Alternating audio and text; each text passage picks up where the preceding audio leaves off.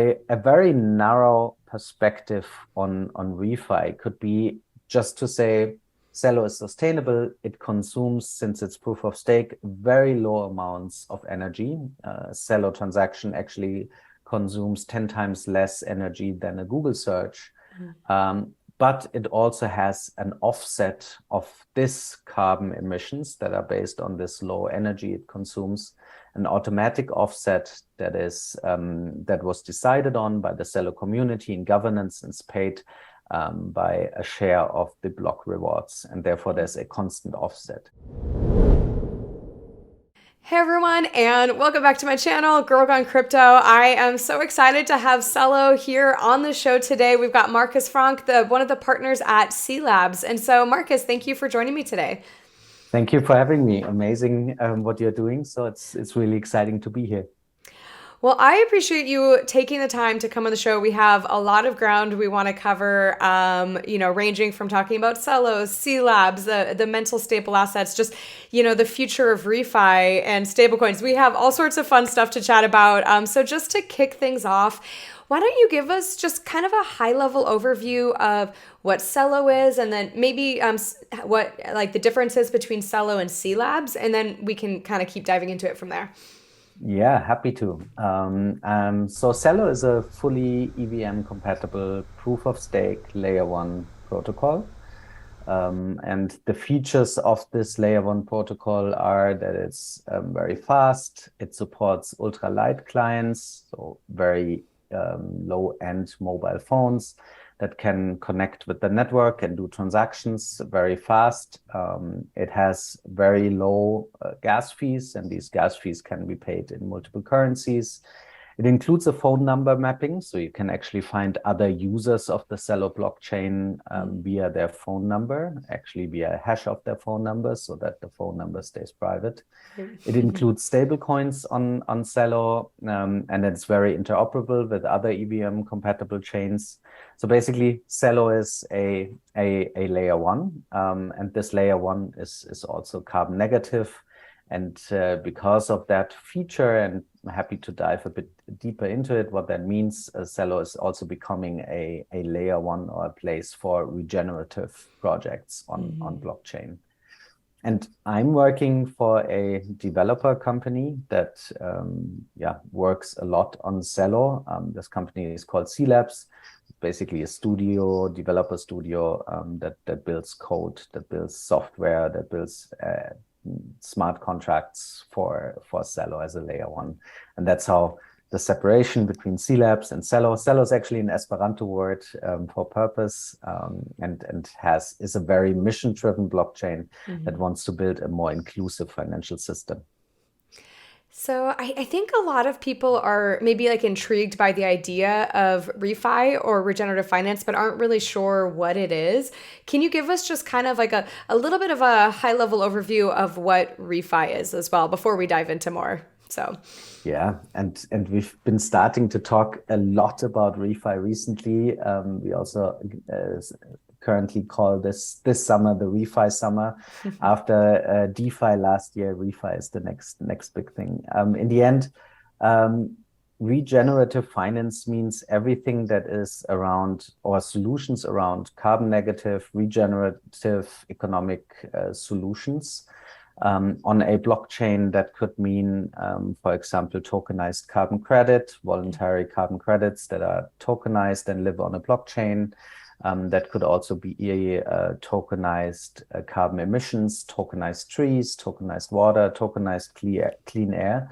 So everything regenerative on a blockchain. And this has a lot of really cool features and advantages. First of all, the carbon credit market and the market for regenerative assets can actually benefit from improved transparency on a blockchain, can improve for easier transactions, and can benefit from more users of these types of assets. And blockchain is a great way to also bring more efficiency to this market.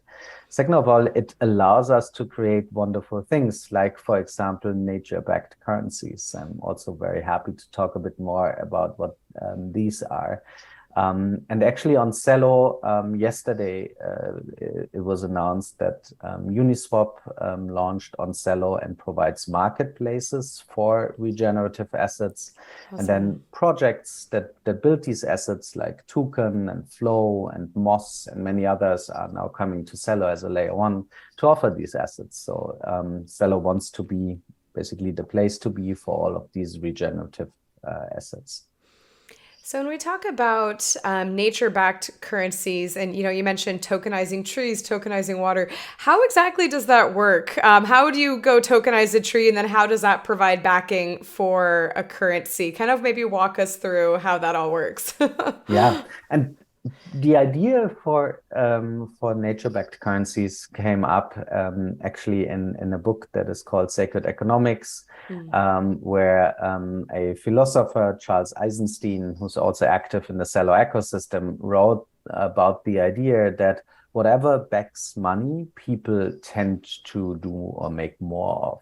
When, for example, gold backed the dollar, people started to mint gold because it's like printing money. When money even earlier was backed by cattle or by tea, and people like farmed more cattle or farmed more tea, and basically, yeah, it's a nice incentive to make more of these things because it's like printing money. So the idea then was if we could actually use this technology, use blockchain, use Celo to get money that is backed by nature, then we will give a higher value to nature, and more demand of these nature-backed currencies leads to more demand for trees or for tokenized carbon credit, for tokenized clean air, clean water. So it's a positive feedback mechanism, positive incentive mechanism. And by the way, for currencies, for stable assets, for example, the stable assets on Celo that are called Mento stable assets, this is also a nice diversification because there are different asset classes that we now have that not maybe follow the price of Bitcoin, but that follow a different price that are backing these stable currencies. And tokenizing nature, I mean, it started with tokenizing carbon credit because it's actually easier. There is already a liquid market for voluntary carbon credits. There are databases where people can look up this carbon credit, and actually blockchain is just an additional marketplace and infrastructure to do that adds more transparency, more liquidity, and so on. Tokenizing trees is something new. The ownership in a tree could be represented as a token. There could be geodata that is used to verify that the tree or the forest is still there. There could be sensors that are used to verify that the trees are there. Therefore, I think these technological innovations that we have seen, for example, with NFTs, are perfect for tokenizing nature as well. And also tokenizing carbon removal is also something that is very exciting. Carbon removal from the air is something as a technology that is extremely expensive, and therefore using these very liquid markets would also help to do this more.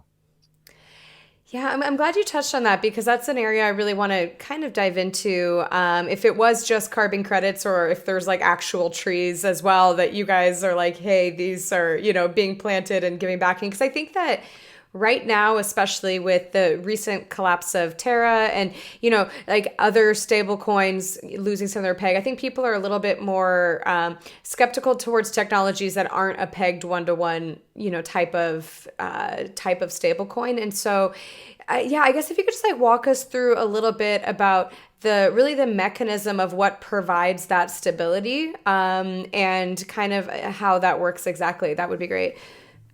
Yeah, stablecoin are really complex, and I think the collapse of Terra brought this complexity to light in the end.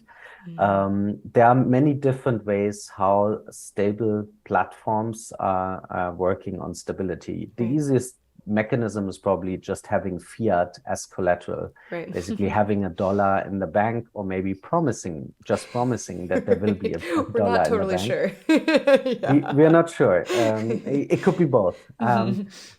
And this seems relatively easy. On the other hand, at a second look, it's not so easy because with a bank, you have a centralized party. The Right. centralized party has a counterparty risk. The centralized party also has a liquidity risk. There could be a bank run. Right. There's also all sorts of other risks in there. Dollar in the bank is actually credit. So there's also a credit risk and a duration risk. So there are all sorts of risks that, fiat-backed stablecoins have and that are not really transparent for users. Right. And then systems or newer stablecoins that are more decentralized, like for example DAI or also the Mento stablecoins on Celo, since the stability mechanism is based on smart contracts, it's more transparent and people can actually look into the stability mechanism much more closer. But then there are other risks, obviously. So, for example, DAI is backed by other cryptocurrencies. Other cryptocurrencies are volatile, and therefore there's also a volatility risk that, for example, DAI might be called out of existence. With the Mento stablecoins, what we've built is a combination of different things, and I would call it a best of. It's a combination of a fully transparent crypto-based reserve of different assets. And these assets are Celo and Bitcoin and Ethereum and DAI and USDC and tokenized carbon credit. And in future, also tokenized other nature-based assets. And based on this diversification, there's already a bit less risk. Then this reserve also works with over-collateralization. So currently, there's approximately 2.5 times more collateral than stablecoins outstanding. So it's still currently in this down market significantly over-collateralized. And then there's a mechanism that constantly adjusts the supply of stablecoins to varying levels of demand. And I think this is also extremely important because the demand for stablecoins can constantly vary. There can be jumps to it. There can be like breakdowns in this market. And therefore, a mechanism that constantly adjusts the supply is extremely important to also keep the price stable. So with Mento, we've built this combination of different stability mechanisms. Similar to Celo, also Mento is an Esperanto word for mint. Mento in the end is the currency mint on Celo that mints these stable assets. So obviously, there's always so much experimentation, if you will, in this world of blockchain and crypto with everyone, really trying out different models, different technologies. And, ReFi is a pretty exciting piece that's really growing and getting momentum. And so I guess I would just love to hear your thoughts. I know you'd mentioned like ReFi Summer earlier. Like, why do you think ReFi is kind of the next big thing in crypto? Like, what are your thoughts on kind of the future of the ReFi piece of the industry and like where it's kind of going? Yeah, and I think there are many ways to approach this question. I mean, one thing is obviously it's about time that finance, the economy basically takes more care about the nature in the end and builds more sustainable solutions. And sustainable solutions mean sustainable from a nature perspective, and also sustainable means from an economic perspective, basically stable things. A very narrow perspective on ReFi could be just to say Celo is sustainable. It consumes, since it's proof of stake, very low amounts of energy. Celo transaction actually consumes 10 times less energy than a Google search.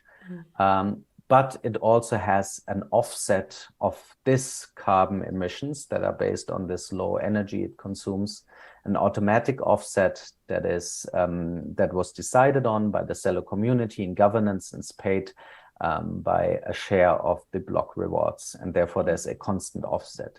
But a truly sustainable ecosystem helps to even not only save emissions, but helps to regenerate.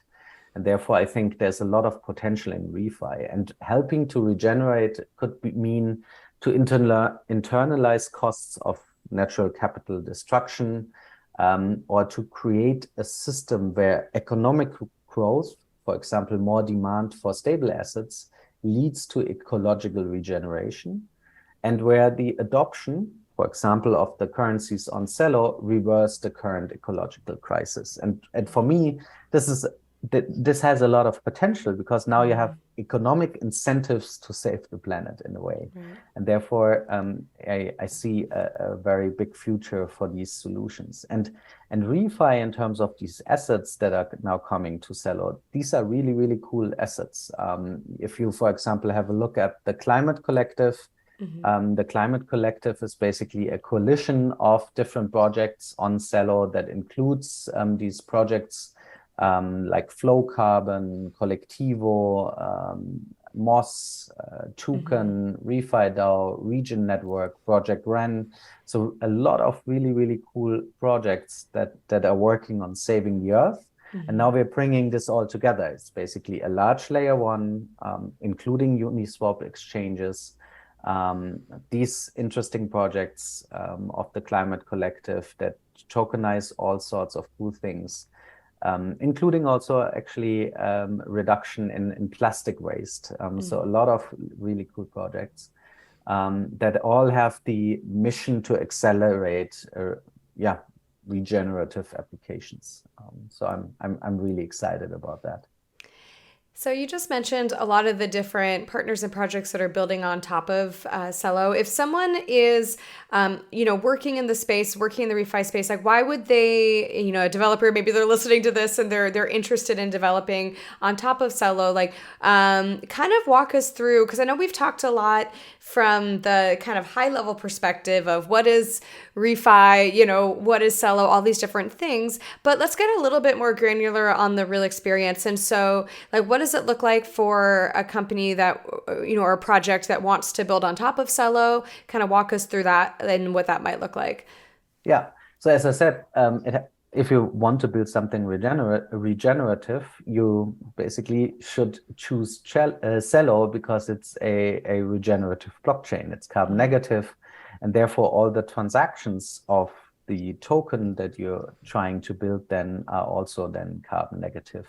Also, as a developer and for users, it's really cool that transactions on Celo are very fast and extremely low cost, because gas fees are very low. It's also, I think, for developers, extremely interesting that Celo is fully EVM compatible. So all the Ethereum tooling, support for ERC20s are basically there on Celo, and therefore it's easy to port dApps over to Celo. And then also Celo is mobile first, so you can actually unlock all these 6 billion smartphone users out there when building mobile applications, and therefore getting a much bigger audience for the solution you're building. And Celo is also interoperable, so there are also already bridges to many other EVM compatible chains. There are bridges to Ethereum and to others, and therefore I think it's also good as a developer to do that. Celo Foundation is giving grants for developers that want to build something regenerative. Also, the Climate Collective is supporting projects that want to build something regenerative. So you can always go to climatecollective.org or to celo.org and look up the foundation grants program and be part of the ReFi summer. Awesome. Well, Markus, it's been so much fun just to really sit down with you and get this overview of Celo and cLabs, and then really discuss Mento and everything that you guys are building in terms of regenerative finance. And so if someone is watching this and they want to check out Celo more and dive a little bit more deeply into it, where's the next best place for them to go? So yeah, celo.org is maybe a good start. Developers then probably want to check out the docs, so docs.celo.org can help. There are active chats. Chat.celo.org is basically the chat on Celo, the layer one, on ReFi. Chat.mento.org is the chat on stable assets, on sustainable stable assets, on stability platforms in general. Also, mento.org is a website where you can find out more about the stable assets on Celo. And then also the Climate Collective, I think, is a good way to look what other projects out of the ReFi space, for example, building on Celo. So there's tons of resources online, and on celo.org or mento.org, you can also find the links to the Discord channels, the white papers, the forum, and all these things. Lots to dive into. I will link all the things you just mentioned below in the description box. So if someone's watching this, Amazing. you can just quickly, click through from there. But Markus, thank you again so much for taking the time to sit down with me and come on the show. It's been really a lot of fun to chat about all things Celo. So I just want to say thank you again. Really appreciate it. Yeah, thank you. It's a really cool show, and I hope I can excite people about Celo and Mento and ReFi. It's a really great community. I think that's the biggest value in Celo, the community. So yeah, I hope we get more additions to the community. And yeah, thank you.